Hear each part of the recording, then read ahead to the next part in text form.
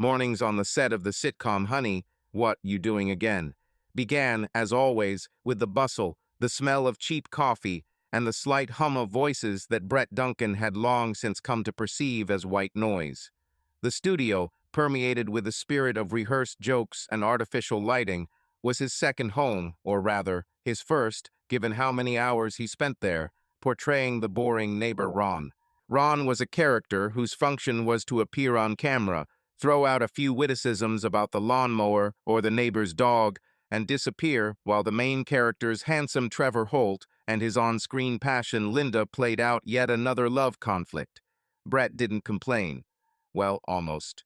Work is work, and in Hollywood, even a supporting role in a sitcom is something. He sat in the dressing room, watching Marge's makeup artist, a woman with purple streaks and a perpetual gum-chewing mouth, apply foundation to him. "Brett, honey, you look like you've been sleeping in a trunk tonight," she said, without looking up from her work. Her brush flitted across his face with professional casualness. "Thanks, Marge. You always know how to boost my self-esteem," Brett replied, trying to smile. His reflection in the mirror looked tired, dark circles under his eyes, a light stubble he hadn't had time to shave, and hair that seemed to be thinning. Or was it just the light in the dressing room? He decided not to check. "I'm serious," Marge continued, moving on to eyeshadow to give his face some hint of charisma. "Did you practice your 2 lines until midnight again last night, or did Kate wear you out?" Brett chuckled. Kate, his wife, was a wardrobe mistress on the same show. They'd met 3 years ago, when Brett had just landed the role of Ron and Kate was hemming his pants for his first scene. Back then, she'd been a giggly, slightly awkward girl with a shock of red hair and a habit of humming the soundtracks of old musicals. Now, after 3 years of marriage and endless workdays on set, their relationship had become complicated. It wasn't that they fought. It was just that there was a kind of invisible wall between them, petty omissions, fatigue, and a habit of putting off serious conversations until later. "Kate's fine," he said, looking away. "It's just, filming. Everyone's nervous." Marge rolled her eyes. "Yeah, right. Nerves. Especially your Kate when she's chatting with Trevor. They spent half an hour giggling at some cat meme in the cafeteria yesterday. Cats, Brett. Who laughs at memes in 2025? Brett felt his stomach tighten. He knew that Kate and Trevor, the star of the show, often joked around. Trevor was the kind of guy who walked into a room and instantly forgot what he was talking about. He was tall, with a perfect jaw and a laugh that sounded like something out of a toothpaste commercial. He was a star, and not just on screen, off screen, too. Brett tried not to think about it. Kate was just doing her job. She tailored Trevor's suits, straightened his jacket before scenes, and occasionally mended a torn shirt. That was normal. That was her job. But still, that laugh, that look in her eye when Trevor whispered something in her ear between takes. Brett had seen it yesterday, sitting at a table in the corner of the cafeteria with a cold sandwich on a plastic plate. He was trying to focus on the script, but his eyes kept wandering to Kate and Trevor, standing at the coffee machine too close to each other. The day of shooting dragged on. Rehearsal, lights, camera, motor. Brett delivered his 2 lines about the lawnmower with as much enthusiasm as he could muster. The director, a sweaty man named Gary, shouted, "Okay, Brett, but liven it up a bit. You're a neighbor, not a piece of furniture." Brett nodded, swallowing his irritation. He knew Gary was right. Ron wasn't a character, he was a function, a walking prop. But every time he walked out of frame and Trevor began his scene, Brett felt even more insignificant. Kate showed up on set around lunchtime, costume rack in hand. Her red hair was pulled back into a messy bun, and she was wearing a smile that Brett thought was a little brighter than usual. She made a beeline for Trevor, who was lounging in the director's chair, scrolling through his phone. "Trev, here's your jacket for the final scene," Kate said, handing him a navy blazer. "Try not to rip it this time, okay? I'm not a witch." Trevor grinned, standing up. "Kate, if you were a sorceress, I'd be on Broadway by now. Or in space. Where do sorcerers send people?" Kate laughed, and the sound cut through Brett's nerves. He stood off to the side at the prop stand, pretending to check his lines. But in reality, he heard every word. "All you do in space is take pictures of your jaw against the stars," Kate teased, adjusting the collar of Trevor's jacket. Her fingers lingered on the fabric a little too long. Or was that Brett's imagination? "Hey, don't be jealous of my profile," Trevor retorted with a wink. "Although, if you were on it, the show would be called Kate, What Again?" Brett squeezed the script so tightly that the paper was crumpled. He turned away, trying to focus on anything but this conversation. But he could already think of worse scenarios. Kate and Trevor giggling in the wardrobe department, Kate and Trevor having coffee after filming, Kate and Trevor. He shook his head, clearing the thoughts. This was ridiculous. It was just his imagination. Kate loved him. They were married. They'd been together for 3 years. 3 years, for fuck's sake. The final scene of the day was the climax of the episode.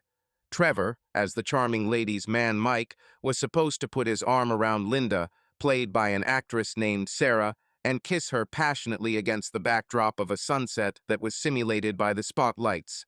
Brett, as Ron, was supposed to stand to the side, watching the scene through the window, and deliver his signature line. "Well, looks like I missed the party again." The audience was supposed to laugh. This was his moment. His tiny, pathetic moment. Kate stood behind the camera, holding a spare tie for Trevor. She was looking at the stage, and Brett noticed her eyes were shining, either from the spotlight or something else. He tried to catch her eye, but she was too absorbed in what was happening. "Action!" Gary shouted. Trevor put his arms around Sarah, and their lips met in a kiss. The crowd burst into applause. Brett delivered his line, trying to put some irony into it, but his voice sounded hollow, as if he were speaking underwater. Gary shouted, "Stop! Brett, do it again, with feeling. You're supposed to be funny, not sad." Brett nodded, feeling his insides boil. He glanced at Kate, who was now whispering to the assistant director, oblivious to him. Take 2. Trevor hugged Sarah again, another kiss, more applause. Brett repeated his line, this time with a forced smile that he hoped would hide his irritation. Gary gave him a thumbs up. "Fire, Brett, now it looks like a comedy." But for Brett, this wasn't a comedy. It was a tragedy, playing out against the backdrop of a silly sitcom in which he was not the hero, but an extra in his own life. He looked at Kate, now straightening Trevor's jacket, laughing at something he'd said, and felt something inside him break. Maybe it was just a bad day. Maybe he was just tired. Or maybe his life really was a farce, in which he played a role no one noticed. "Brett, are you going to the cafeteria?" Kate called after the shoot was over. Her voice was light, almost carefree. "Yeah, right now," he said, but his feet were rooted to the floor. He watched Kate walk away, still holding Trevor's damn jacket, and thought, what if I just stop acting? What if I walk out of frame? But he knew it wouldn't work. This was his world, his stage, and even if it was just a supporting role, he still had to play it. Behind the scenes, the set of the sitcom Honey, What You Doing Again, was like a circus, where everyone was clown, trainer, and audience member. It was chaos disguised as organization.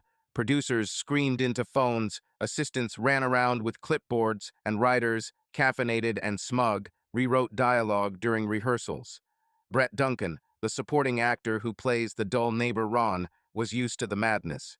But tonight it felt especially suffocating, as if someone had turned the volume up to max. The morning began with the head producer, Larry, a fat man with a perpetually sweaty forehead, storming onto the set waving a script like it was a grenade. "Who the hell wrote that microwave joke? It's not funny, it's dumb," he yelled, pointing a finger at a writer named Eddie. Eddie, a skinny guy with a unicorn tattoo on his neck, just shrugged. "Larry, they tested that in a focus group. They laughed like hyenas." Larry turned purple, threw the script on the table, and left, muttering something about creative idiots.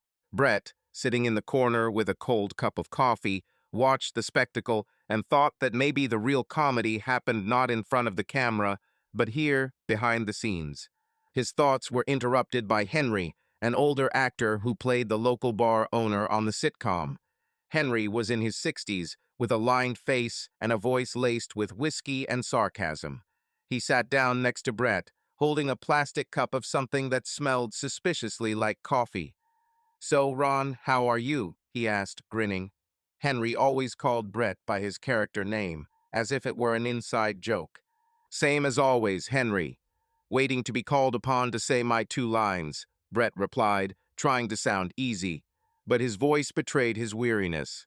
After yesterday's final take, in which the show's star Trevor Holt kissed Sarah against a backdrop of fake curtains. System. Sunset, and Brett looked at Kate, who was adjusting Trevor's suit and laughing at his jokes. He felt more and more like an outsider on this site. Henry noticed his gaze and leaned closer. "You know, kid, you gotta keep your eyes open in this business," he said quietly, so no one would hear. "Everybody's slept with everybody here, and it's not always just rumors." Brett frowned. "What are you talking about, Henry?" The old man chuckled, taking a sip from his glass. "Bet your Kate and our star boy Trevor whisper too much. Be careful, Ron. This place is a nest of vipers. Smiles in front, knives in the back." Brett felt his face tighten. He wanted to brush it off, to say Henry was just gossiping, but the words caught in his throat. Instead, he muttered, "Come on, Henry, don't start," and walked away quickly, feeling the anxiety building inside him. By lunchtime, Brett had decided to find Kate. She was in the showroom, a small room filled with costumes where all the outfits for the show were kept. When he walked in, Kate was standing at the mirror, trying on a jacket on a mannequin. Her red hair was down, and she was humming something to herself, an old song from The Sound of Music. For a second, Brett felt warm, remembering her singing that tune on their first night together. But then she turned around, and her smile quickly became reserved. "Oh, hi," she said, returning to her work. "Have you finished your scenes yet?" "Not yet," Brett said, leaning against the door frame. "Just wanted to see you. We barely talked yesterday." Kate shrugged, not looking up from the mannequin. "Well, you know how it is. Filming, costumes, running around. Yesterday, Trevor tore his shirt again. Can you believe it? I had to get it stitched up right before the take." Brett nodded, but her cold tone cut him. "Yeah, I did. You and him seem to get along pretty well." Kate froze, then looked at him with mild irritation. "Brett, this is my job. I have to get along with the actors. What do you want me to do? Be like Larry and yell at everyone?" "That's not what I meant," he began, but Kate had already turned away, going back to her jacket. The conversation was over before it had begun. Brett walked out of the showroom feeling even more lost. Maybe Henry was right. Maybe he was just making up problems for himself. But that coldness in her voice, it didn't sound like normal fatigue. "A little experiment. Right back where you live, let's see what kind of geography we have here. Maybe we'll find some neighbors." Later that evening, Brett went into the dressing room to take off his makeup and change. Trevor was already there, lounging in a chair, holding a phone. His perfect jaw glinted under the lights, and his smile, as always, was worth $1,000,000. Next to him sat a cameraman named Paul, who listened to Trevor with rapture, as if he were telling him the meaning of life.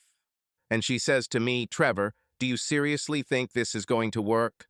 And I'm like, "Baby, I'm Trevor Holt. This is going to work." Trevor laughed, and Paul giggled like a schoolboy. Brett rolled his eyes, but his ears caught something in Trevor's tone that made him freeze. "Who was this baby?" Paul asked, winking. Trevor smirked, lowering his voice. "Let's just say she knows how to hold a needle and thread, and more." He winked back, and Paul laughed. Brett felt his blood run cold. Needle and thread. Kate. It couldn't be a coincidence. He stood frozen, towel in hand, as Trevor continued. She was like, "Oh, Trevor, that's not the rules." And I was like, "The rules are for people who aren't celebrities." And you know, she didn't put up much of a fight. Paul clapped Trevor on the shoulder. "Dude, you're amazing. Tell me more." But Brett wasn't listening anymore. His heart was pounding so loudly he could barely hear himself think. He threw the towel on the table and walked out without saying a word. The only thing that kept running through his head was Kate. It was Kate. He tried to convince himself that it was just talk, that Trevor was a notorious braggart who made up half his stories. But Henry's words echoed in his ears. Everyone here has slept with everyone. The rest of the day passed in a blur. Brett acted out his scenes mechanically, but his mind was elsewhere. He found himself looking around the set for Kate, but she was always busy with costumes, with Trevor, with someone else. When filming finally ended, he found her in the canteen, sitting with a cup of tea and scrolling through her phone. "Kate, we need to talk," he said, sitting down opposite her. She looked up, and something like irritation flickered in her gaze. "Brett, I'm tired. Maybe tomorrow." "No, now," he insisted, trying to keep his voice even. "What's going on? You're avoiding me." Kate sighed, putting her phone down. "I'm not avoiding you. I'm just busy. This show is crazy, you know." "It's not just a show," he blurted out, unable to stop himself. "I heard Trevor talking about you, about how you. Her face went pale. "What? Brett, are you serious? Do you believe this stupid rumor?" "I don't know what to believe," he said, his voice shaking. "You're always with him. You laugh at his jokes. You're not the same." Kate stood up, her eyes flashing with anger. "You really think I'm sleeping with Trevor? God, Brett, it's just a job. He's an actor. I'm a costume designer. I have to be nice to him or I'll get fired. And you're seeing things that aren't there." "Then why are you so cold to me?" he almost shouted, not noticing that the dining room had become quieter. Kate pressed her lips together, her cheeks flushing. "Maybe because I'm tired of being invisible. You're always in your head, Brett. You play your part, you come home, you don't talk. I can't be the one to snap you out of it all the time." She grabbed her bag and walked away, leaving Brett alone at the table.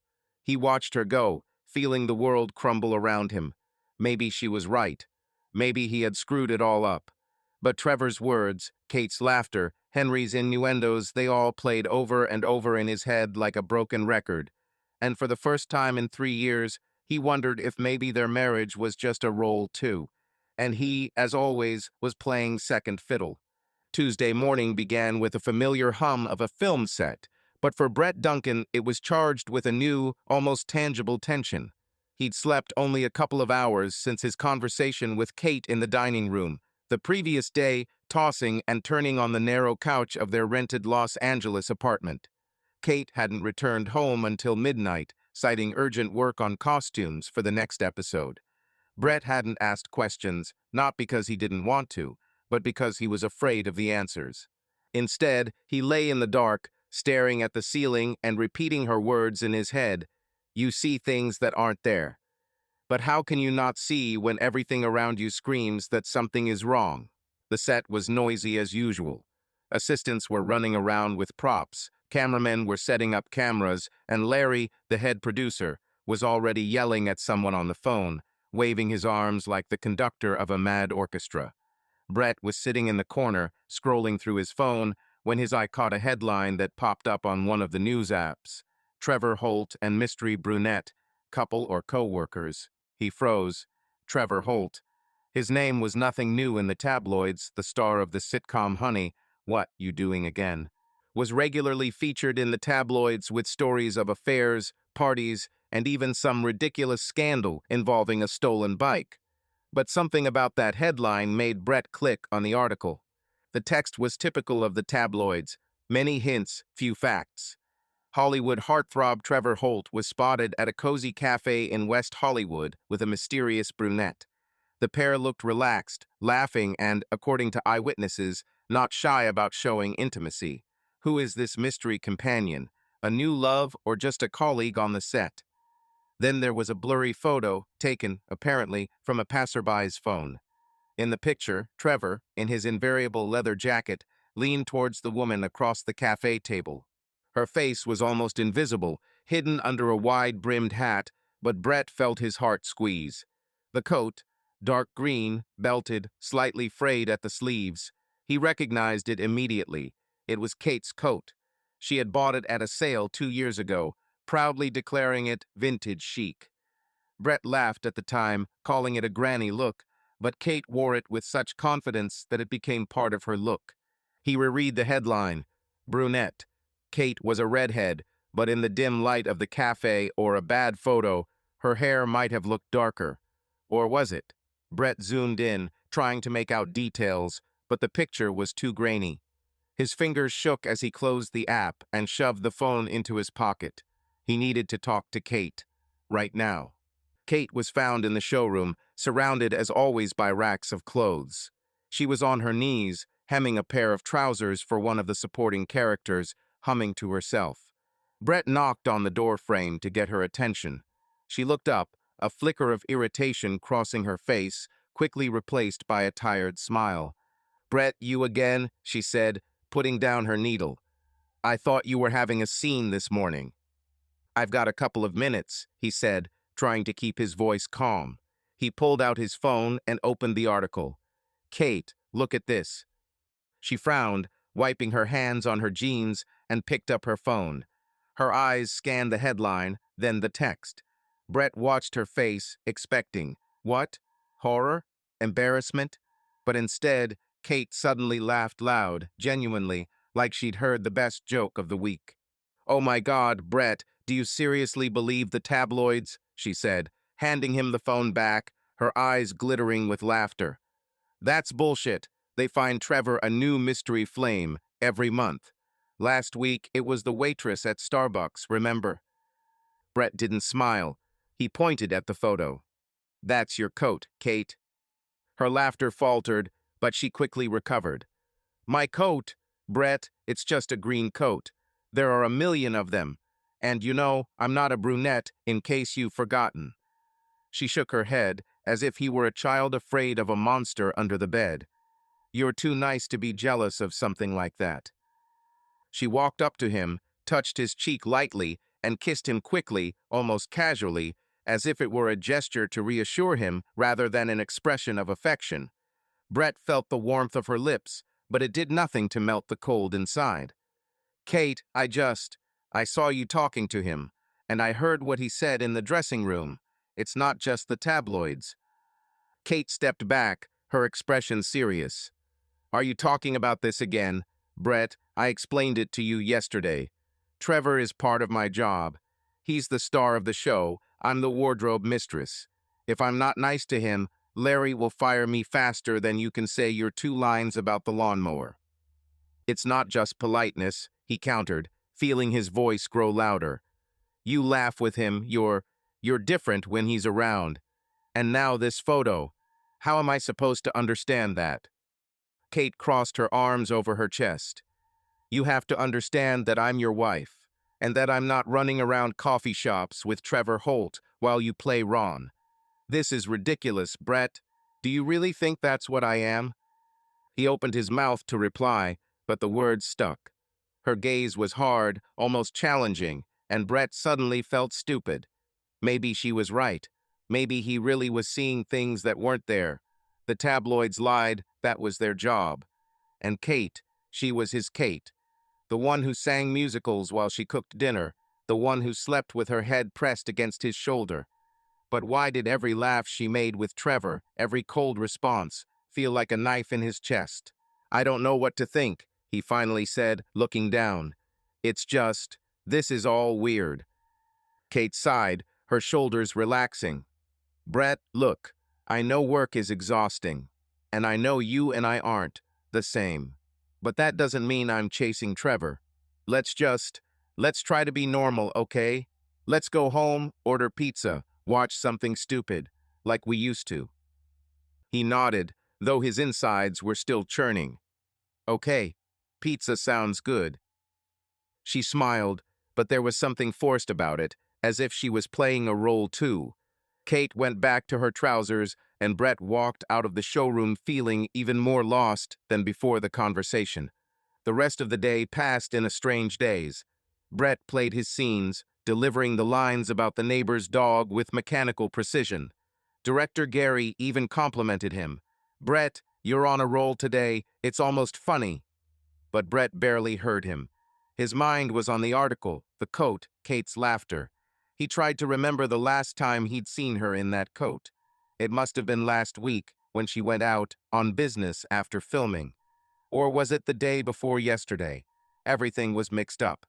During the lunch break, he spotted Trevor, who was the center of attention as usual, telling a story to a group of assistants. Brett caught his eye, and Trevor winked at him, casually, as if they were old friends. Brett felt the blood rush to his face. He wanted to go over and ask who this mysterious brunette was, but instead he turned away and went into the dressing room. There he opened the article again. He reread the text, looking at each word as if it might provide an answer. Eyewitnesses say the couple looked in love. In love. The word got on his nerves. He enlarged the photo again, trying to discern anything that would disprove his suspicions. But the hat, the coat, the blurry silhouette, all this only strengthened his doubts. By the end of the day, Brett was on edge. He couldn't concentrate, his lines were wooden, and even Gary remarked that he looked like he'd swallowed a lemon. When filming ended, Brett decided he wasn't going to go home right away. Instead, he headed to a bar across the street from the studio, a seedy place with sticky tables and a neon sign where crew members sometimes hung out. There he bumped into Henry, who was sitting in the corner, as usual, with a glass of something strong. The old man looked up and grinned. "Ron, you look like you've been run over by a truck. What happened?" Brett sat down across from her, ordering himself a beer. "Did you see that article about Trevor, the mysterious brunette?" Henry chuckled, his eyes twinkling mischievously. "Oh, yeah, the tabloids love our boy. But you know what? Where there's smoke, there's fire. And there's always plenty of smoke on this show."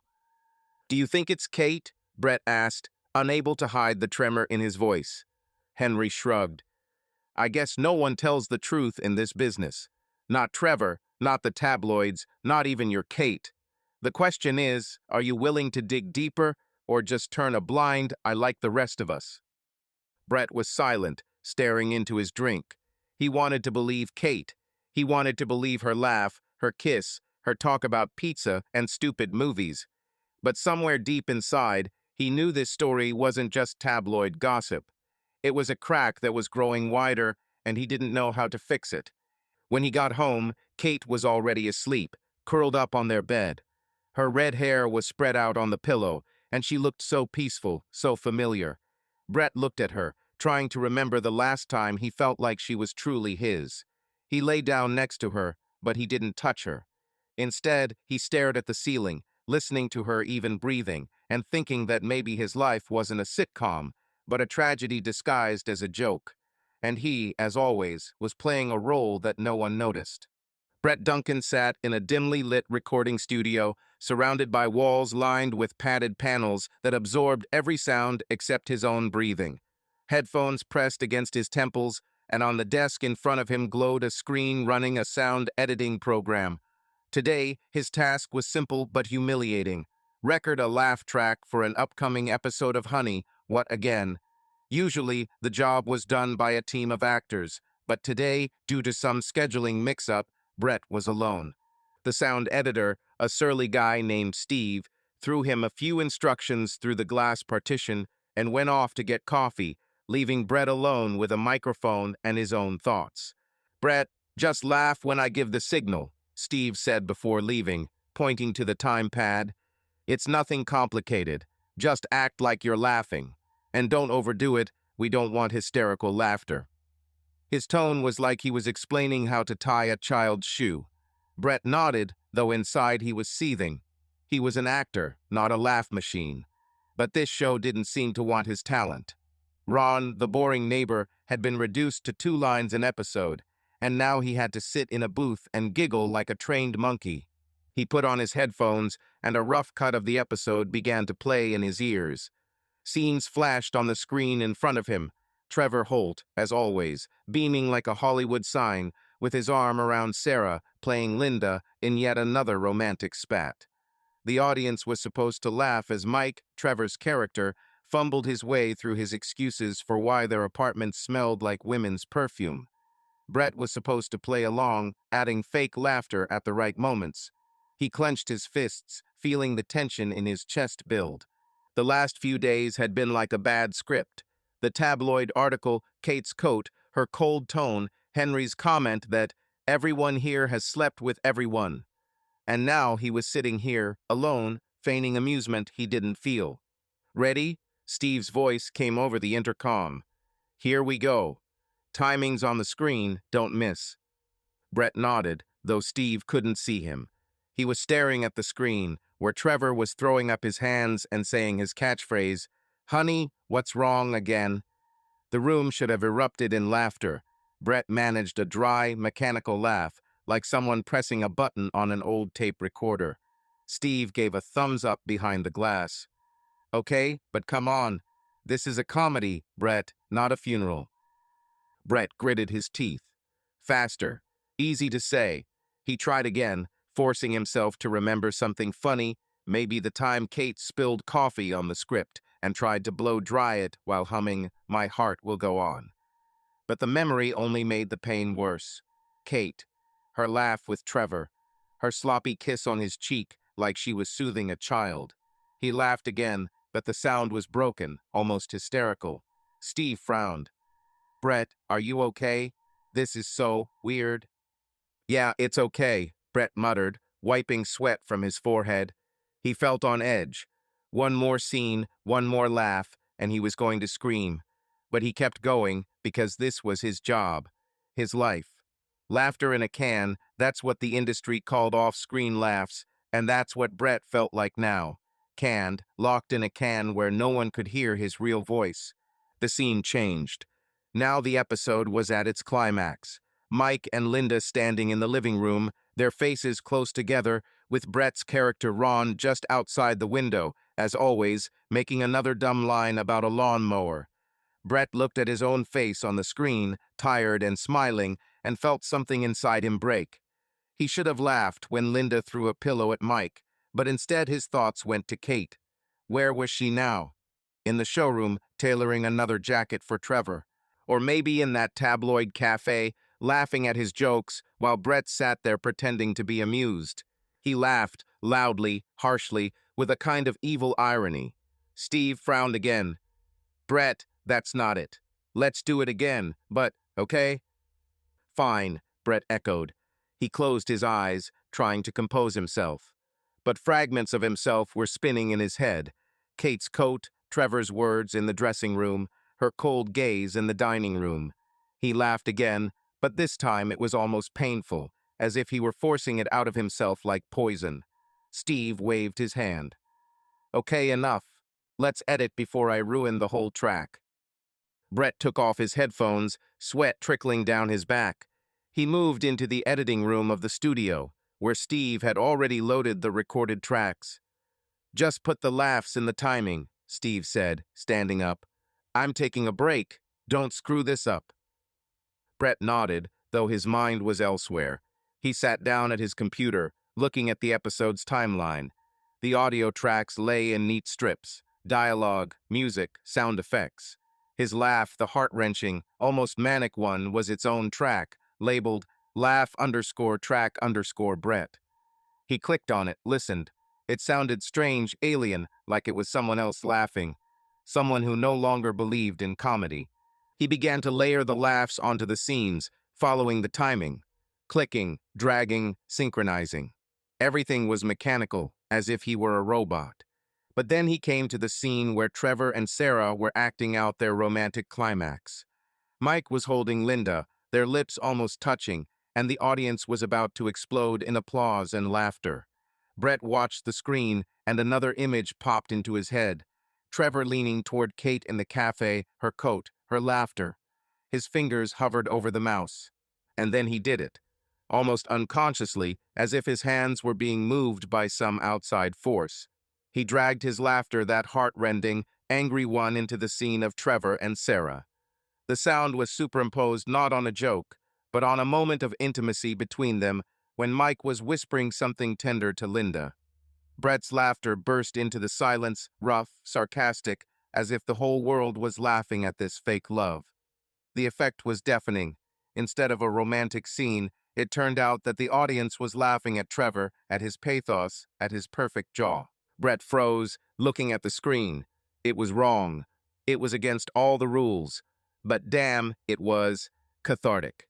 He listened again. The laughter was mocking, as if someone had finally told the truth. Brett felt the corners of his mouth twitch into a smile for the first time that day. It was his voice, his protest. He knew Steve would notice. He knew Larry would be furious. But at that moment, he didn't care. He hit a save, closed the program, and sat back in his chair, adrenaline pumping through his veins. When Steve returned, he glanced at the screen and frowned. "Are you finished?" "Yeah," Brett replied, trying to sound neutral. His heart was still pounding. "Okay, we'll check tomorrow. If anything, we'll rewrite it," Steve said, not even glancing at the track. Brett nodded, but inside he knew he wouldn't. That laugh, that small act of rebellion, was his way of telling the world, or at least himself, that he was still here. That he wasn't just Ron, not just a shadow in the frame. He walked out of the studio feeling strangely light. The set was almost empty, just a couple of assistants clearing away the props. He hadn't seen Kate since the morning, and part of him wanted to find her, tell her what he'd done, look into her eyes, and see if she was lying. But the other part of him, the part that was tired of doubting, just wanted to go home and forget. He headed for the exit, but halfway there he bumped into Henry, who, as always, was holding a glass of something suspiciously strong. "Ron, you look like you just robbed a bank and liked it," the old man chuckled. Brett chuckled, genuinely for the first time that day. Maybe he did. Just not a bank, but something else. Henry narrowed his eyes, but didn't ask. "Careful, kid. There are too many directors on this show, and none of them like it when someone changes the script." Brett shrugged and moved on. He knew there would be consequences tomorrow. Steve would hear the line, Larry would explode, and Trevor might not even notice, because stars like him didn't pay attention to such things. But it didn't matter. For the first time in a long time, Brett felt like he wasn't just playing a part. He'd written his own line, and it rang out loud. The set of Honey, What You Doing Again felt even more cramped than usual for Brett Duncan that day. The air was thick with the smell of hairspray, cheap coffee, and that weird electric energy that always seemed to linger before big scenes. Brett walked down the hallway clutching a crumpled script, even though his role in tonight's episode was, as always, minimal 3 lines about a broken fence and an awkward glance out the window. He'd gotten used to being a background character, a shadow that flitted across the screen for the audience to laugh at his absurdity. But after yesterday, after he'd superimposed his sarcastic laugh onto the soundtrack of Trevor and Sarah's romantic scene, Brett felt different. Like he'd finally done something that mattered, even if it was just a small act of rebellion that no one had noticed yet. He was heading to the dressing room to prepare for rehearsal when he heard muffled voices coming from one of the studios. The door was ajar, and the spotlights spilled into the hallway, creating a warm, almost intimate twilight. Brett slowed, not quite sure why his feet had stopped. Maybe it was instinct, the same one that had made him notice every little detail of Kate's behavior over the past few weeks. Her distant gaze, her laughter with Trevor, her coat in a blurry tabloid photo. He stepped closer to the door, careful not to make any noise, and peered inside. In the studio, against the backdrop of a living room set, stood Kate and Trevor. This wasn't their usual scene, not the one where Trevor, as Mike, had his arm around Sarah, playing Linda, for yet another romantic twist. There was no Sarah, no cameras, no director Gary yelling action. Just Kate, in her usual work t-shirt and jeans, and Trevor, with his shirt unbuttoned and apparently just adjusting it. They were standing too close, their voices quiet, almost whispers, but Brett caught snatches of them. "Are you sure this is a good idea?" Kate said, her tone odd, a mixture of nervous laughter and something else Brett couldn't quite make out. Trevor smiled his signature smile, the one that made the fangirls in the audience squeal. "Kate, relax. It's just a rehearsal. No one will know." Brett felt his throat tighten. He wanted to leave, wanted to turn around and pretend he hadn't seen it, but his feet were rooted to the floor. He watched as Trevor leaned toward Kate, his hand sliding to her waist, and their lips met. It wasn't a scripted kiss, not the studied, staged gesture they'd practiced while Gary screamed. It was real, passionate, with a small gasp from Kate that Brett could hear even through the half-open door. His heart was pounding so loudly he was afraid they'd hear it. He stepped back, trying not to make a sound. His hands were shaking, and only one thought was running through his head. This wasn't a scene. This wasn't part of the show. This was their private rehearsal. He remembered Kate's words from the previous night. "You're too nice to be jealous." Her laughter at the tabloid. Her kiss on his cheek, so light, so fake. It all seemed mocking now, as if she were playing a role in their marriage, the same way he was playing Ron on the court. Brett didn't remember getting to the dressing room. He sat down on a chair, staring into the mirror, but he couldn't see his reflection. He could still see Kate, her fingers on Trevor's shirt, her lips pressed to his. He wanted to rush in there, to scream, to break something, but instead he just sat there, feeling everything inside him crumble. He was an extra in his own life, and it was all too obvious now. Rehearsal started an hour later, and Brett forced himself to go out on set. He delivered his 3 lines, staring into space, while Gary praised Trevor's chemistry with Sarah. Kate was there, off to the side, adjusting her costumes as if nothing had happened. She even caught his eye and smiled the same smile she always gave him, but now it seemed venomous to Brett. He turned away, unable to respond. When filming was over, he learned from a production assistant that the scene he'd seen Trevor and Kate kissing hadn't made it into the episode. It had been cut. "Just extra ad-libbing," the assistant had said casually, but it had hit Brett like a punch in the gut. Extra ad-libbing. Their private moment, caught not on camera, but through his eyes.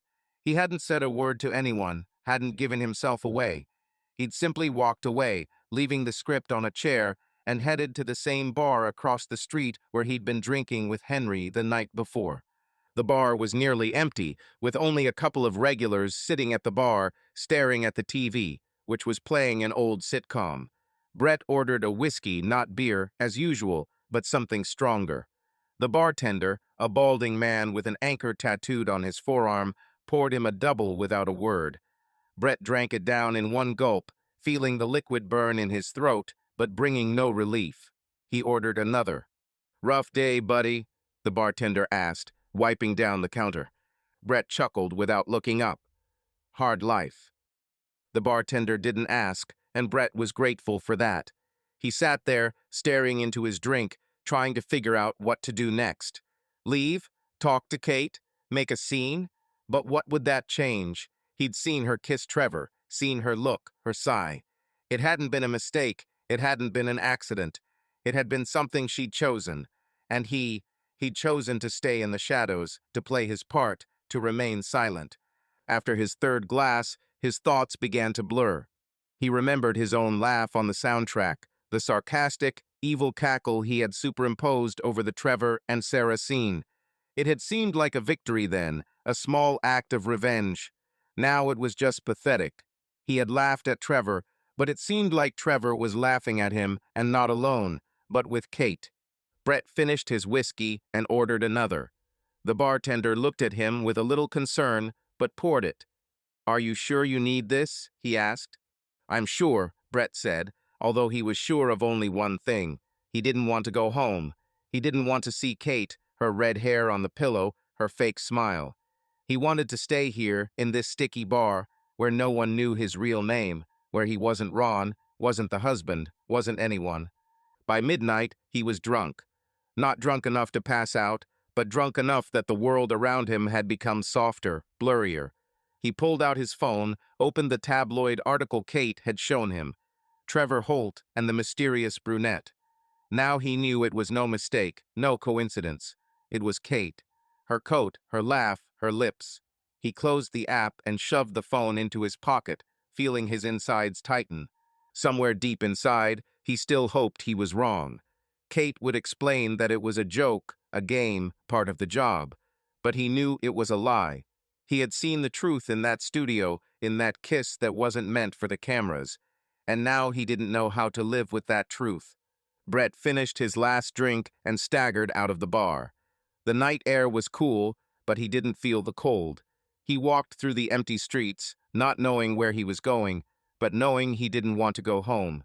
Not today, maybe never. 3 years ago, Los Angeles was a city that promised everything and nothing at the same time for Brett Duncan. He just arrived from Oregon with a drama school degree in his pocket and dreams that seemed either naive or desperate. At 27, he was full of ambition, but he'd been around long enough to know that Hollywood doesn't welcome newcomers with open arms. His first months in the city were spent on endless auditions, delivering monologues to board assistants who spent more time looking at their phones than at him. He rented a tiny apartment with a moldy bathroom and a roommate who played something on the guitar that sounded like a cat screaming every night. But Brett didn't give up. He believed that his moment would come. It had to. Kate had come into his life the day he least expected it. It was an audition for a sitcom, then called Neighbors and Misunderstandings, an early version of what would become Honey, Are You Here Again? Brett had shown up hungover from yet another night of drowning his frustrations in cheap beer. He hadn't slept well, his shirt was wrinkled, and the lines he was supposed to learn were jumbled in his head like a poorly rehearsed play. The audition took place in a dingy office on the outskirts of town that smelled of damp and someone's forgotten lunch. Brett sat in the hallway among a dozen other actors, all as tired and nervous as he was, trying not to think about how this was probably another waste of time. She walked into the hallway as if she'd accidentally wandered into the wrong place. Her red hair was pulled back into a messy bun, her jeans were ripped at the knee, and she was wearing a t-shirt with the logo of some rock band Brett had never heard of. She was holding a styrofoam cup of coffee and a folder of papers that looked like it had weathered a storm. She stopped in the middle of the hallway, looking around at the crowd of actors, and her gaze lingered on Brett. He felt uneasy under her gaze, not because she was judging him, but because her eyes were so alive, so curious, that he suddenly wanted to be more than just the guy with the wrinkled shirt. "Are you here for the casting?" she asked, coming closer. Her voice was light, with a slight hoarseness, as if she had just sung or laughed too much. "Yeah," Brett replied, trying to sit up straighter. "And you, too?" She laughed, and it was like a breath of fresh air in the stuffy hallway. "No, I'm not an actress. I'm a costume designer. Or trying to be. I was hired on this project to hem pants and make sure no one rips their shirts during a scene. Kate, by the way." She held out her hand, and Brett noticed that her nails were bitten and that a thin, hand-woven bracelet hung on her wrist. "Brett," he said, shaking her hand. Her palm was warm, and he suddenly found himself not wanting to let go. The audition went as expected. Brett read his lines, trying to inject some charisma into them, but the director, a tired-looking woman with a clipboard, just nodded and said, "Thanks, we'll be in touch." That meant, "Don't expect a call." Brett left the room feeling even more worthless than he had that morning, and was heading for the exit when he heard someone call his name. "Hey, wrinkled guy." It was Kate, standing by the coffee machine with the same folder in her hands. "Are you okay?" He paused, unsure how to respond. "Well, sort of. Although, I think I just failed my 100th attempt at being a star." Kate smiled, and there was something about her smile that made him feel a little less pathetic. "The 100th? Come on, you look like it was only the 50th. Come on, I'll buy you a coffee. Or a beer, if you're up for something stronger." Brett hesitated. He had exactly $10 in his pocket, and he planned to stretch it out until the end of the week. But her offer sounded so sincere that he couldn't refuse. "Beer sounds better," he said, and they headed across the street to a bar, a cheap place with sticky tables, a neon sign, and a bartender who looked like he hated everyone and everything. The bar was nearly empty, just a couple of truckers in the corner and an old lady playing a slot machine. He and Kate sat at the bar, and she ordered 2 beers, insisting she pay. "Relax," she said when Brett tried to protest. "I got an advance today. It's my first real project, so that's an excuse." They clinked bottles, and Brett felt the tension of the day begin to lift. Kate told him about herself, and her story was as patchwork as her jeans. She grew up in a small town in Idaho, where her greatest dream was to escape. She modeled in local fashion shows, runways and malls, can you believe it? But quickly realized that she was more drawn to making clothes than wearing them.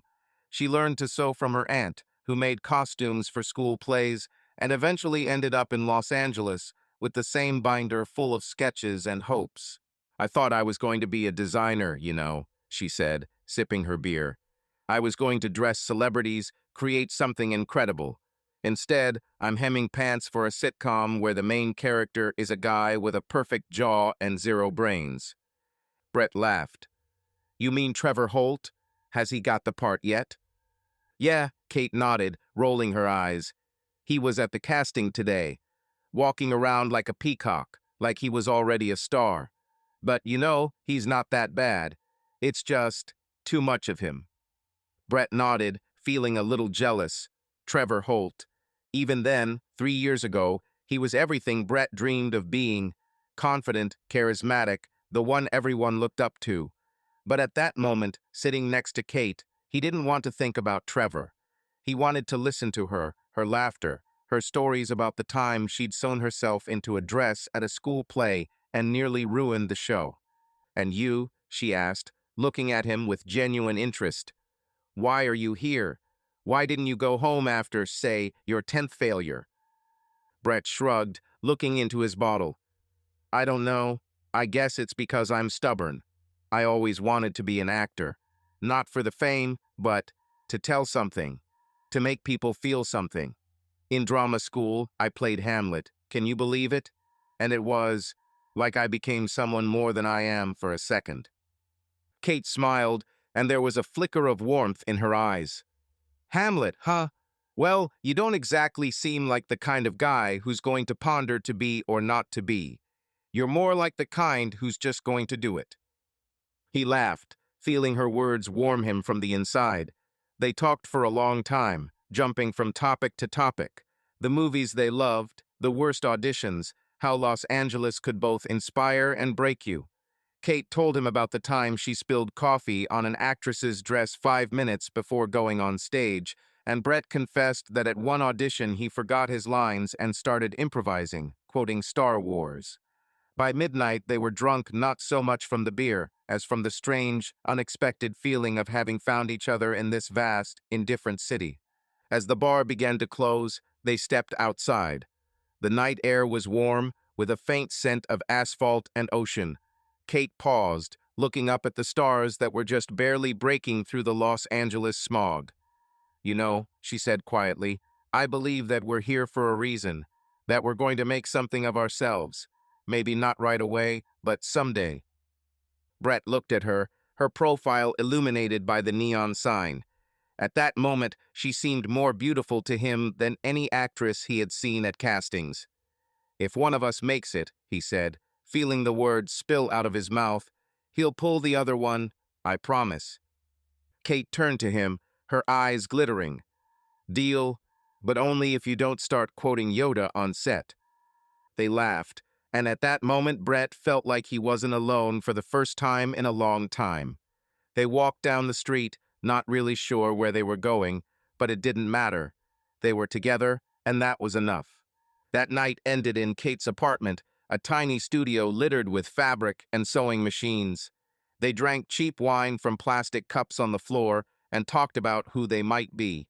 Kate dreamed of starting her own line of costumes. Brett dreamed of playing a role that people would remember. They fell asleep on her narrow couch, cuddled together, and Brett, as he drifted off, thought that maybe this was his big moment, not the role, not the fame, but this, her warmth next to him. 3 years later, sitting in a dark recording studio, Brett remembered that night as if it were from another lifetime. They had been nothing then, two dreamers who believed they could take on this city together. Now he was playing Ron, the boring neighbor, and Kate was tailoring suits for Trevor Holt. Their promise, if one shoots, the other one pulls, was somewhere in the past, along with their laughter and hopes. He had seen her kiss Trevor, her distant gaze, her lies. And now he didn't know if that moment in the bar had been the beginning of something real, or just another scene he was replaying in his head. Brett closed his eyes, feeling the whiskey from the bar last night still burning in his throat. He wanted to go back to that day, to that hallway, to that bar where Kate had called him crumpled boy and bought him a beer. But he knew he couldn't get that back. Their script had changed, and now he wasn't sure who was the hero and who was just a shadow. Brett Duncan had long since stopped recognizing himself in the mirror. His face, the reflection of which he caught in the dressing room, seemed alien. The shadows under his eyes, the tight lips, the look of fatigue, and something else he couldn't quite name. Maybe it was anger. Maybe it was desperation. Or maybe it was just a desire to finally understand what was true and what was a lie. After he saw Kate and Trevor kissing in the studio during their so-called rehearsal, his world, already fragile, began to crumble like a set that someone forgot to secure. He didn't sleep, barely ate, and even his usual 2 lines in a sitcom, "Honey, what again?" sounded like he was reading them from a sheet of paper, not believing a single word. But Brett was tired of being an extra in his own life. He was tired of the doubts, the omissions, the smiles from Kate that seemed increasingly false. He wanted the truth, even if it broke his heart. And so he decided to act. Not to scream, not to make a scene, not to slam his fist on the dining room table, as he had imagined in his darkest fantasies. No, he would be smarter, cooler. He made a plan, quiet, almost invisible, like himself on this set. The idea for the hidden camera came to him one night, as he lay on the couch in their apartment, listening to Kate sleep in the bedroom. Her breathing was even, calm, as if she carried no secret. But Brett knew better. He had seen her kiss Trevor, heard her laugh in the cafe, and felt her coldness. And the words of Henry, the old actor, still echoed in his head. Everyone here has slept with everyone. He didn't want to believe the rumors, he didn't want to believe the tabloids, but he couldn't believe Kate anymore either. He needed proof. The camera was small, almost unnoticeable, a cheap model he'd ordered online for $30. It looked like a phone charger, with a tiny lens hidden in the housing. Brett had found it online, under spy gear, and had felt both pathetic and determined as he ordered it. He wasn't the kind of person to snoop, to eavesdrop, to intrude on someone else's life. But this wasn't someone else's life. This was his life, his marriage, his Kate, and if she was lying, he needed to know. Setting up the camera was easier than he expected. Trevor's dressing room was where he spent most of his time rehearsing, chatting, receiving visitors. If anything happened between him and Kate, it was there. Brett chose a morning when the set was mostly empty. Most of the crew hadn't arrived yet, and Trevor was late, as usual, enjoying his star privilege. Brett had wandered into the dressing room under the guise of looking for a forgotten script, although no one had paid any attention to him. He was Ron, the boring neighbor, invisible. No one asked questions. He placed the camera on a shelf among the makeup jars and combs so that it blended into the chaos around it. The angle was perfect, it captured the entire space. The chair where Trevor usually lounged, the mirror where he fixed his hair, and the door through which everyone, including Kate, entered.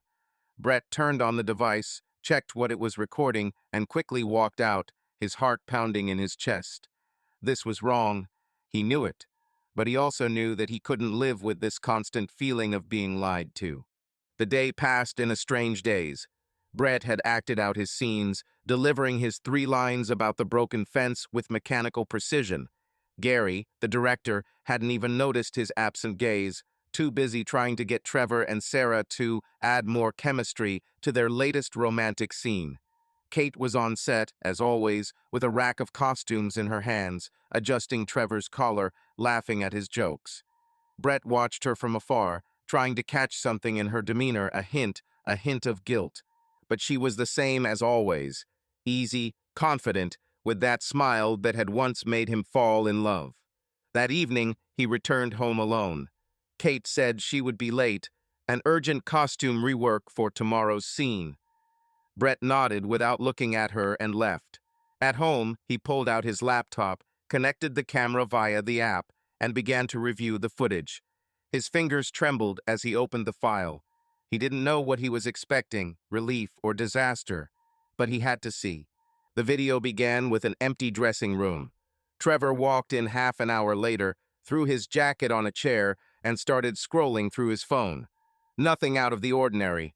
Then makeup artist Marge came in, touched up his face, and joked about his star tan. Brett played the footage back, his eyes ablaze with tension. And then, about an hour later, Kate showed up. She walked in with a folder in her hands, her red hair pulled back into a messy bun. She looked tired, but her smile when she looked at Trevor was the one Brett had seen in the cafe, in the showroom, in his worst nightmares. Trevor put his phone down and stood, his movements light, almost cat-like. "You're late for the fitting," Kate said, but her tone was more playful than stern. "I thought you'd run off to Broadway." Trevor smirked, coming closer. "Kate, if I ran away, you'd come with me. Who else would hem my pants?" She laughed, and the sound cut through Brett like a knife. He saw Trevor step closer, his hand brush her shoulder, and then slide to her waist. Kate didn't pull away. She looked at him, her eyes shining, and then they kissed, slowly, passionately, as if it were not the first time. Brett felt his breath catch. He wanted to turn away, to turn off the screen, but he couldn't. His eyes were glued to them, to their hands, to their lips. And then Kate pulled back, her voice quieter. "He doesn't know," she whispered, looking toward the door as if checking for anyone. Trevor nodded, his smile almost predatory. "And he won't. We're being careful, right?" Brett turned off the screen. His hands were shaking so badly he barely hit the button. The room went dark, and the only thing he could see were his own eyes reflected in the black screen of his laptop. They were empty, glassy, like they belonged to someone else. He didn't scream, didn't break anything, didn't cry. He just sat there, feeling everything inside him crumble, like someone had ripped the fabric out of his life. He didn't remember how long he sat there, staring at the blank screen. Maybe an hour, maybe two. At some point, he stood up, pulled a bottle of whiskey out of the cabinet, the one he and Kate kept for special occasions, and poured himself a full glass. He drank it slowly, not tasting it, just the burn in his throat. He didn't want to get drunk like he had that night at the bar. He wanted clarity, but clarity was worse than the pain. He doesn't know anything. The words played in his head like a broken record, cutting deeper each time. He remembered their first night, 3 years ago, in that cheap bar where Kate had bought him a beer and called him crumpled boy. She had been his salvation then, his hope, his promise that everything would be okay. "If one of us shoots, the other one will pull," he had said then, and she had agreed, laughing. But now he saw that she had chosen the other. Trevor, the star, and he was still Ron, the boring neighbor, the invisible man no one noticed. Brett finished his drink and poured himself another. He didn't know what to do next. Confrontation, divorce, walk away without saying a word. He felt like an actor who had forgotten his lines, stuck on stage with no cue. But he knew one thing: he couldn't pretend anymore. He couldn't play the husband who believed the lies. He couldn't play Ron who laughed at other people's jokes. His gaze fell on the laptop. The video was still there, saved as evidence he'd never wanted to see. He could show it to Kate, make a scene, and demand an explanation. But why? She'd already said it. He doesn't know anything. Those words were a death sentence not just for their marriage, but for Brett, who believed in her, in them, in their shared dream. He closed the laptop, but left the camera on. Let it keep recording. Let it capture everything, every kiss, every whisper, every lie. He didn't know why he wanted to do this, but it was the only thing he could control. His quiet plan, his little rebellion against a world that had made him invisible. Brett leaned back on the couch, staring at the ceiling. His eyes, reflected in the dark screen, were still looking at him, but there was something new in them now. Not pain, not anger, but something cold, determined. He didn't know what he would do tomorrow, but he knew he would no longer play by someone else's script. The idea didn't come in a flash, but like a tide, cold and quiet. That day, Larry, the head producer, went around the shop with a speech he'd been rehearsing for what seemed like a lifetime. "Friends, we're at a historic moment. Live. Yes, that's rare for a sitcom. But the ratings have burned a hole in our calendar, and we need a show. Sparkle, pace, no false starts. Live is the trust of the viewer. We can't let them down. The words about trust struck strangely. Brett found himself grinning. Trust was a word that was feared more on this platform than failure. Everything here was an illusion. Laughter, tears, friendship, marriage. In the evening, in their apartment, he locked himself in a small storage room because the bedroom sounded loud from the emptiness. The phone stood on a stack of old scripts. He did not turn on the light bulbs. The voice should be darker. He pressed the record.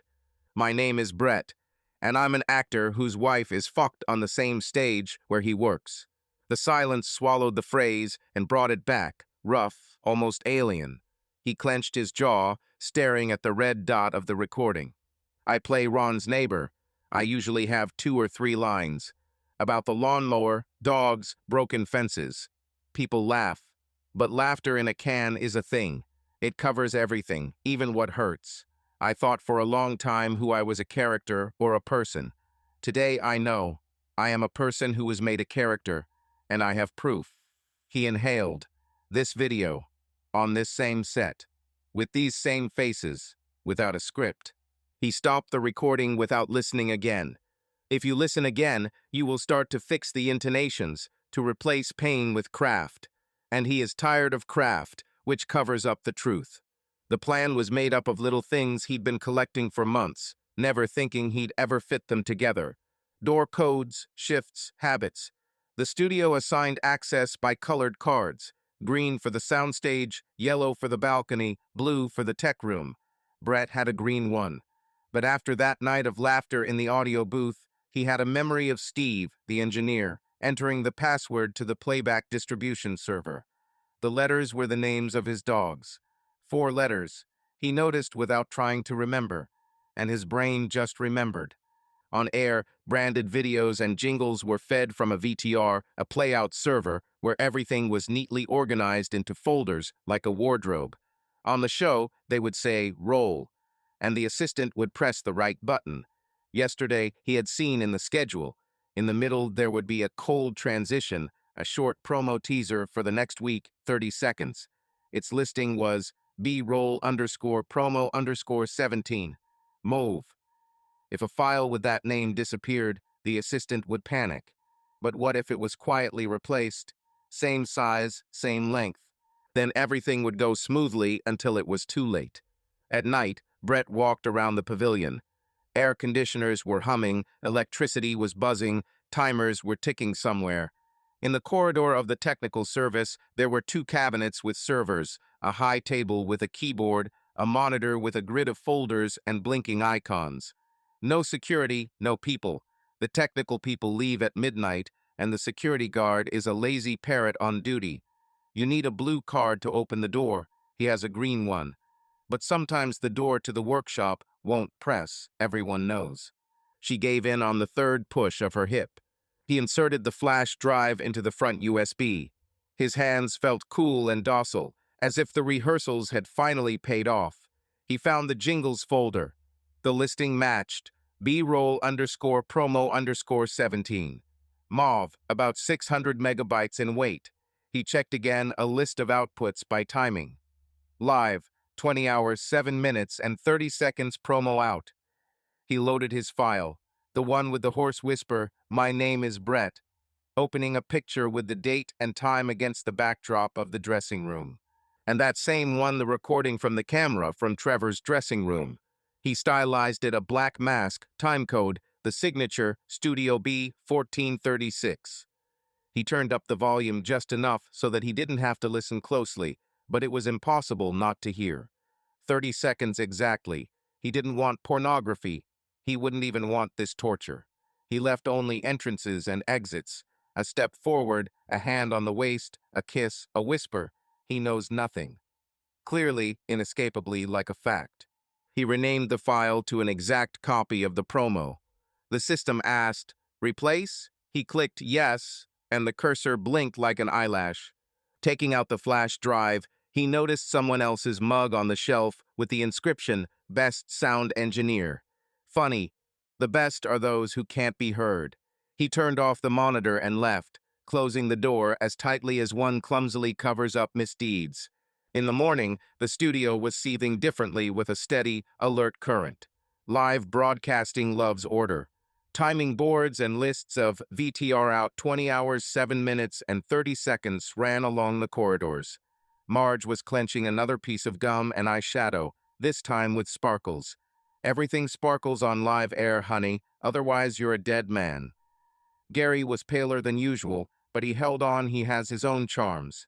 Let's go without nerves, guys. God loves a third, but we'll shoot on the first. Larry was running around telling everyone, we're family. When a producer says, we're family, someone is out of the game. Kate was a rare sight. He caught her red bun in the background, like an emergency exit light.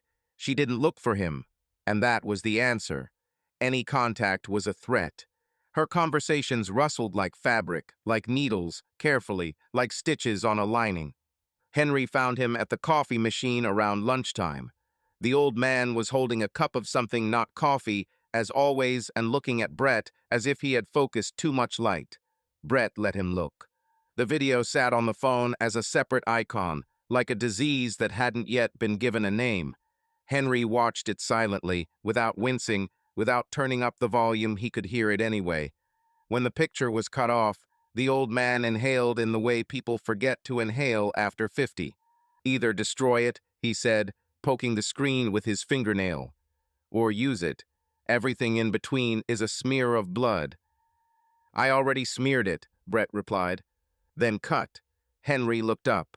And cut properly, not for revenge, for the sake of seeing yourself again. And don't think that the truth will save you. The truth is an axe. And then watch what and from whom you cut. Have you ever? Brett began, then dropped it. Henry has never had everything. The words about the axe and the shoulder stayed with him like an internal notice board. Either destroy it or use it. That evening, Kate found him herself, in a corner of the stage where dust was gathering on the ribs of the spotlights. She stood up straight, like a model who had been told to hide her pain with her posture. We'll be straight tomorrow, she said quietly. Don't make a shadow of me. Who am I to you, a searchlight? He asked. She bit her lip. Brett. His voice wavered, and for the first time in weeks he heard music instead of chanting. I need to talk. I'm confused. He was silent. Silence kills conversations, but sometimes silence is the only language. Do you love him? He asked finally. She closed her eyes for a second. Kate said, biting her lip harder. I don't know what I feel. I breathe when my head isn't noisy with him, and with you it is now. He nodded. Thank you for the truth, he said, and that was all he could take from her. I don't know. He turned and walked away. She didn't call. That was enough. He spent the night before the live broadcast in his apartment without turning on the lights. His phone was lying face down. He didn't drink. Emptiness was more intoxicating. The morning was ruined by little things. The tie that wouldn't fit straight, the shadow under her eye that Marge hid with 3 layers and cursed the light, a paper cup of coffee, someone else's lipstick on the lid, the sound of a generator that cut out for a second and everyone gasped, as if there was a heart in the room. Sarah, his TV, Linda, jumped up to him on the set. Are you okay? She was one of those colleagues who rarely interfere, but when they do, it's on target. Normal, he said. On live TV, normal becomes not normal, she noted, studying his gaze. If anything happens, give me a sign. I'll back you up. What sign? He asked. Sarah smiled at the corner of her mouth. The one that no one will notice. That's what we live for. He nodded, and suddenly he thought of her as a professional, not a prop for Trevor. It was funny. Sarah had her own life, her own battles. It was just that in the frame she had a crown and he had a lawnmower. An hour before the broadcast, he ran into Henry again in a narrow corridor near the props room. The old man was tapping his finger on an iron pipe as if tuning a bell. Have you decided? He asked. I have, Brett replied. To be honest, the decision was made for me a long time ago. Then listen, Henry leaned against the wall. Any bomb is not just an explosion. It's fragments. Your bomb will fly at everyone. At you, at her, at those who had nothing to do with it. Are you ready to pick up the pieces later? Not to make excuses to pick up. I can't pick things up anymore, Brett said. My hands are just for breaking and holding. I had to pick. Henry nodded. Okay, then don't do it for applause. There won't be any. If you do it for silence. Silence. It's funny. On a sitcom, this is the worst thing that can happen. And suddenly, it's the goal. Kate tried to catch him again with her gaze, her breath, a step to the side. He walked around her. If you stop, you'll fall apart like glass in the cold. On the narrow stairs to the lighting truss, he ran into Paul, the cameraman, who was listening to Trevor as if he were preaching. I heard we're live, Paul said, pretending to be talking about nothing. You be careful, you've got camera in your face in the middle of the stage. Keep to the right. I'm holding on, Brett replied. I advise this to everyone, Paul added and disappeared. He paused for a second at the door to the technical room. He hadn't been in this unit since last night. The door was tightly closed, the card was a different color. He didn't need to go there anymore. Everything had already been done. Now he just had to live until the moment, like a control note, without being out of tune. It wasn't at night, but 40 minutes before the show, when the audience was trying to get rid of the laughter and Gary was walking around in a circle, counting the bars. Trevor caught up with him in the hallway, where the walls are covered with cheap acoustic foam, and this foam makes any words sound like they were said twice. Listen, man, Trevor said, as if they were discussing a cafeteria order. It's not my fault. It happened. Brett paused. Up close, Trevor was almost a caricature. The glow of his skin, the whiteness of his teeth, the eyes that were too quick to do everything to catch the light, to reflect themselves, to convince the person they were talking to that they were the most important. What happened? Brett asked. Like rain? Like a canceled take? Trevor hesitated, like a man who had never rehearsed an apology. I didn't mean to hurt you. You basically don't want to think beyond your own profile, Brett said calmly. I get it. Trevor ran his fingers through his hair. She's an adult, and this isn't about you. I don't know how to explain it. No need to explain, Brett said. You can talk when there's a text. There's no text here. Trevor grinned at one corner. Do you think I'm a monster? He asked. I'm alive too. I don't care what you think about yourself, Brett said. I've stopped caring about other people's versions of me. He thought there would be a fist fast, like a joke. But there was no fist. There was only this strange clash of gazes when two men look at each other and understand that there will be no further fight. Because a fight is more understandable, and talking is scarier. Are you going to? Trevor began and didn't finish. Pause. I'm going to break my silence, Brett said, and we'll find out together how it will resonate. Trevor nodded, the way you nod when you're no longer in control of the situation. Then good luck, he said. Live TV is unforgiving. That's what I hope, Brett replied. They parted like fighters separated by judges, but not because someone won. In the dressing room, Marge saw his face and said nothing. She simply took the brush and ran it over his cheekbone, a light movement, like a bruise that wasn't there yet. If anything, she said, remember that the world loves the honest a little more than liars. A little. A little is already a lot, he said. His script was lying on the table. He put his palm on it. The paper was warm. Funny paper is warmer than people. The room buzzed like a swarm, but without the bite. The warm lamps had dispersed the air to the point where you could draw in it with your finger. Before the show began, Gary stood before the audience. Friends, you are part of history. This is a live broadcast. Your laughter is not a track, it is life. Let's live. The audience applauded sincerely. People like to be asked to be important. The countdown started from the screen on the balcony. 5, 4, 3. The assistant's fingers were shaking not from fear, but from the speed. The scenes were moving along as if on a blurred roller. Larry had left the joke about the microwave after all, the joke about the neighbor's dog. He wouldn't forget Sarah's look.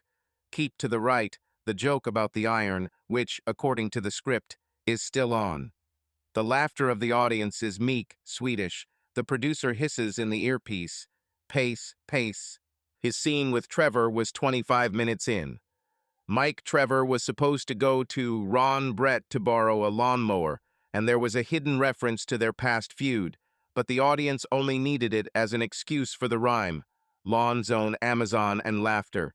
Sarah flitted about like a soft blanket over sharp edges. As they stood backstage, Steve, the engineer, ran past with headphones around his neck, cursing about the sound pit.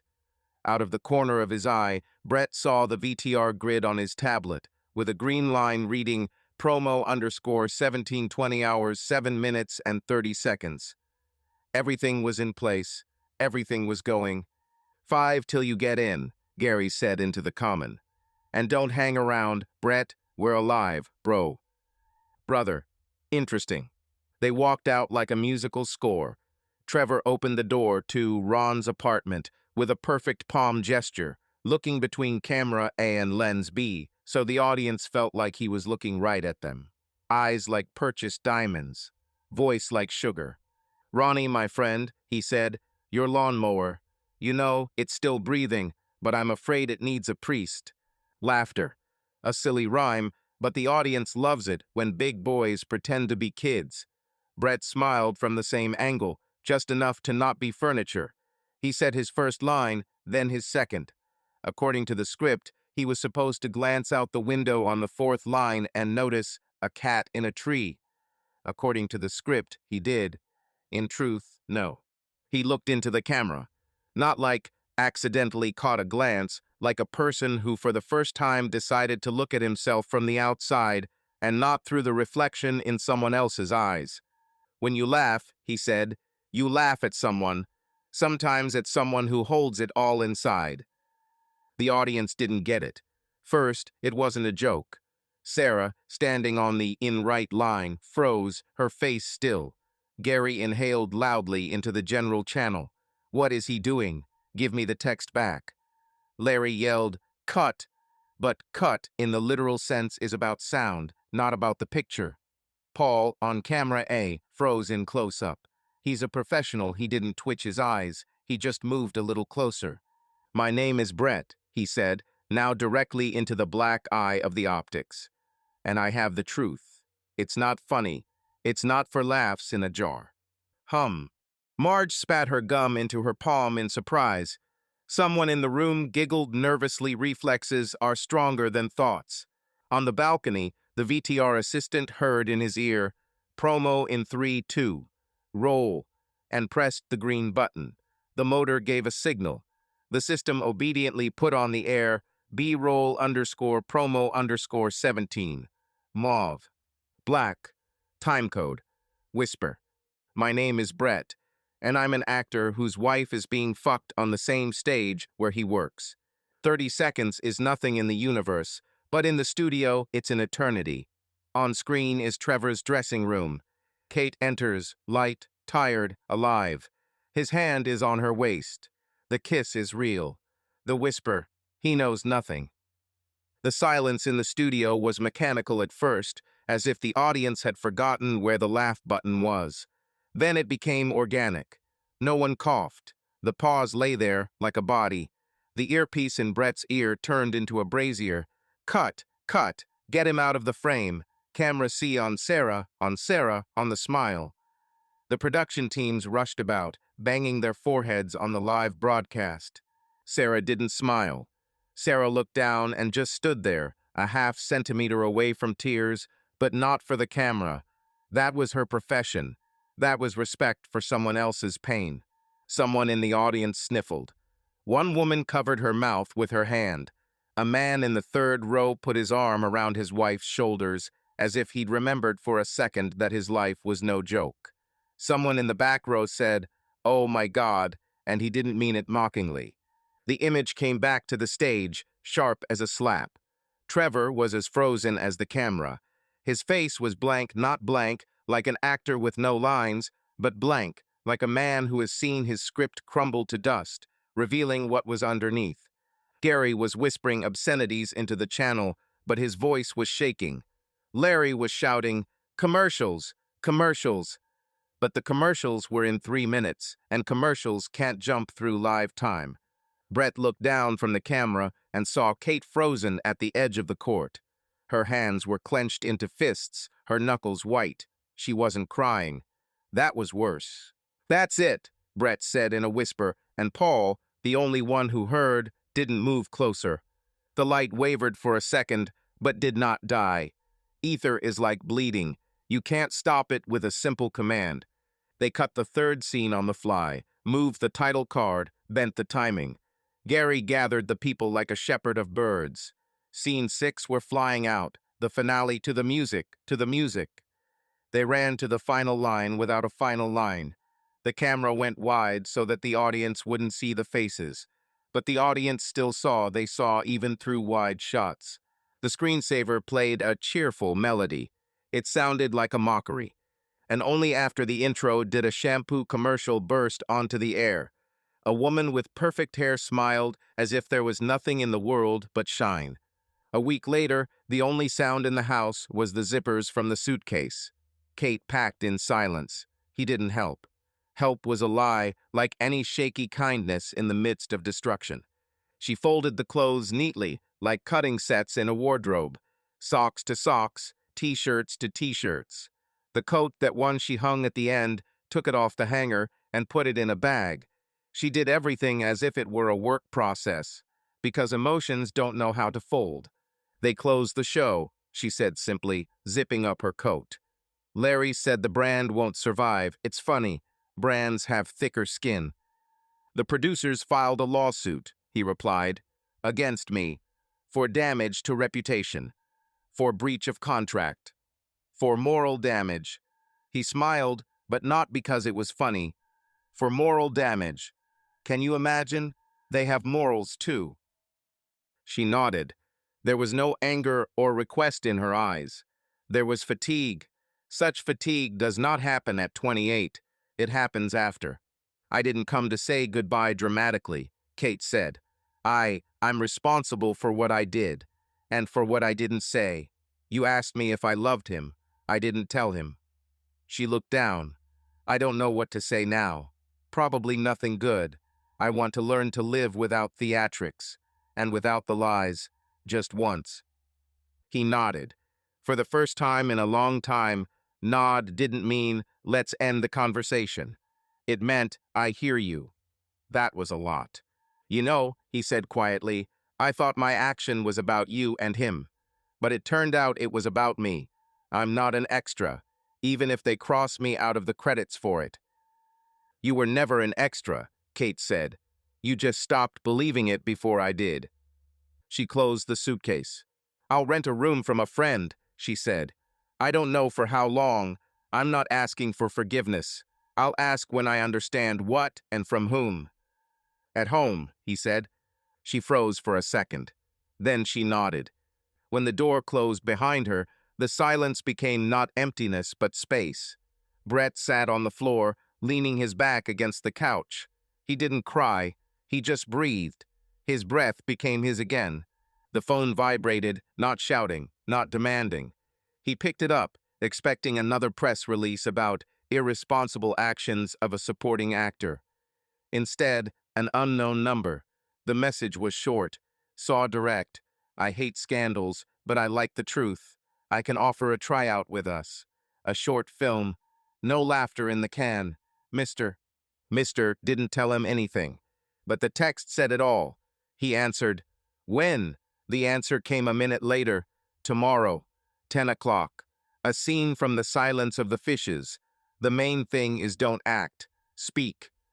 He fell asleep for the first time in a week, right on the floor, with his phone in his hand. Sleep came without pictures. It was a dream without an audience.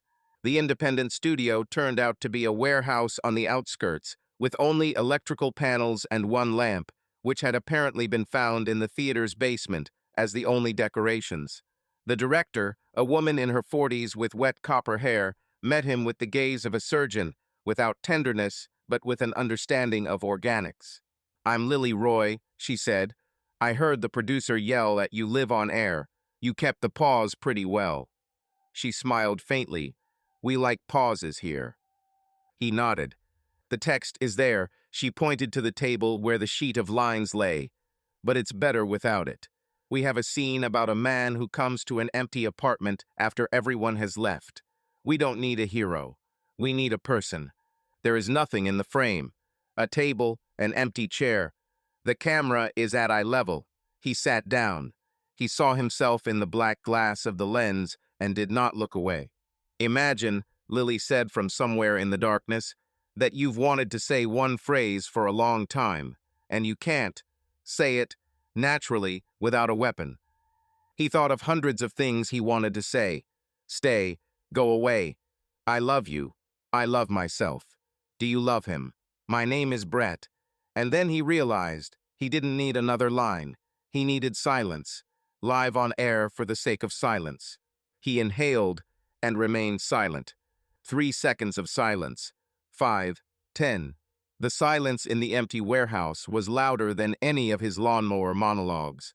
It was everything he hadn't said to Kate, everything he hadn't said to Trevor, everything he hadn't said to himself.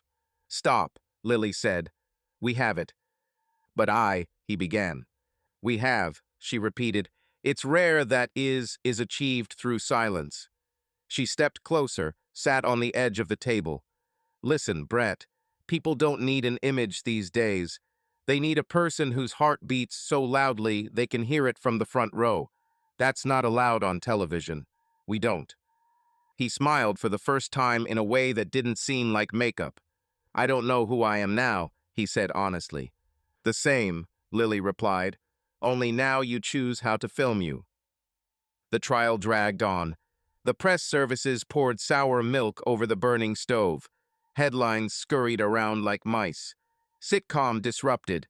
Live betrayal. Extra takes revenge. Cameras are weapons. At some panel, someone said ethics. Someone else said cancel culture. No one said pain without quotation marks. Pain doesn't sell well if it's real. Henry sent a short message. Proud. He wasn't sentimental, and that meant more than any speech. Marge left a crumpled phrase on the answering machine. "You slapped us all, honey. Sometimes that's good for the ladies." Sarah wrote, "If you need it, I'll testify that you're not crazy." Paul sent a photo of the empty set. The set was still up, but the lights had been taken down. The emptiness looked like a tooth without a nerve. There was silence from Kate, and that was right. Lily's first tests went as rarely happens, without instructions, bigger, brighter, funnier. There, they said, shorter, more honest, simpler. He discovered in himself an ancient, already forgotten ability to listen not to answer, but to hear. To be silent not to hide, but to leave room for the one who is nearby. One day, when the sight smelled of rain through the cracks in the warehouse doors, Lily said, "The final scene needs to be simple. The camera zooms in, you're silent, we turn on the engine, and that's it." "So what?" he asked. "Nothing, and that is everything." The last shot was taken at dawn. The lamp cast a cold circle of light, as if mosquitoes were gathering in it, which were not there. He sat down on a chair. The camera was a meter away. Lily raised her hand. "Camera." The standard command sounded like a prayer. "Engine." He looked straight through the glass. There was no applause. There were no producers yelling, "Cut it." There were no Steves and Larrys. There was him, not Ron, not the neighbor, not the husband, not the victim. Just a man who was allowed to have no excuses. He remained silent. The light was blinking. Wires rustled somewhere off-screen. A garbage truck drove by outside, and its sound fell on the recording like a bird's shadow. The eyes did not ask to cry. The mouth did not search for a phrase. It simply was. "Yes," Lily said after 30 seconds. "Stop." He continued to sit. "More?" she asked softly. "No," he said. "That's enough." He stood up, and for the first time in a long time, he felt the weight of his body as normal, not as a burden. Lily extended her hand to him, not to congratulate him, but as a bridge. "Thank you," she said. "It will be a short film, but long inside." "I understand," he replied. As he walked out of the warehouse, the sky was as pale as the skin above a scar. He paused, looked up at the roofline where the pigeons were shifting from paw to paw, and smiled at them as if they were front-row spectators. And suddenly he realized he wasn't expecting laughter. He wasn't expecting anything. He was just breathing. The phone vibrated. A message from an unknown number. "I don't know if you'll get back everything you've lost, but I saw how you stopped being furniture. It's expensive." No signature, no promises. Just this. Expensive. He pocketed his phone. He walked. The air was cool and didn't smell of hairspray or mock-up coffee or the rubber of cables. He thought of Kate not as an enemy, not as an ex, but as someone who had also chosen. He thought of Henry and how every axe had its day when it was put in the barn. He thought of Sarah and her "I'll be there," and Marge and her "just a little." He thought of himself, and it didn't hurt. On the corner, a kid was filming a TikTok, pretending to be a celebrity falling into a puddle. The kid tripped over his own shoelaces, fell, and then laughed himself loud, clear, real. Brett smiled. Someone nearby said to a friend, "See that? He fell for real, not according to the script." For real. He walked past her without looking back, and for the first time in a long time, he didn't feel the camera behind him. But if there had been one, he wouldn't have turned away. He would have looked her straight in the eye and said nothing. Because sometimes live broadcasting isn't about seeing everything at once. It's about choosing not to hide. And the responsibility for that is silence, where you can hear your heart beating, and that's enough. Subscribe to our channel so that your love doesn't cheat on you, and go ahead and listen to the next story, because this story is nothing compared to the next one. If you're under 18, don't even think click to the next one.